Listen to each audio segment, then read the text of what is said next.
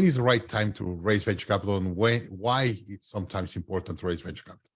Yeah, so my argument with the entrepreneurs I work with is the time to raise venture capital is once you've proven that you've got customer traction and that you've got unit economics that work. Once you get to that point, then it's a matter of putting more fuel in the tank to help it grow.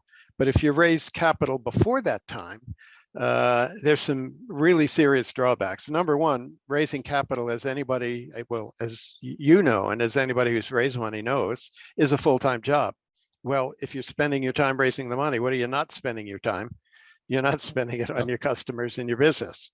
Number two, once you raise check number one, to what does your attention turn?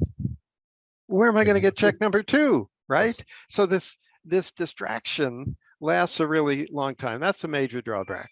A second major drawback is that if you raise money before you've proven the unit economics, and you raise money prior to having meaningful and legitimate, I don't mean your cousin buys your stuff, I mean real people buy your stuff. If you raise money before that, there's a lot of uncertainty, as of course we all know.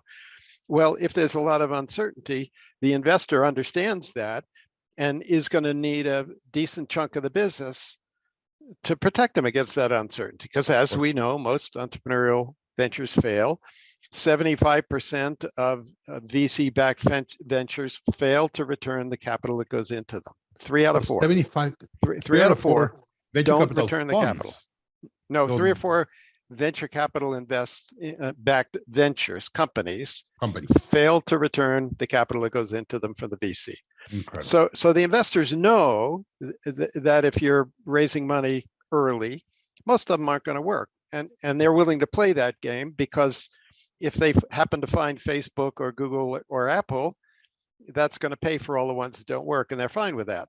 But for we entrepreneurs, we're at the other end of that stick, and if we have a portfolio of one, and the odds aren't very good for our one. So I argue, don't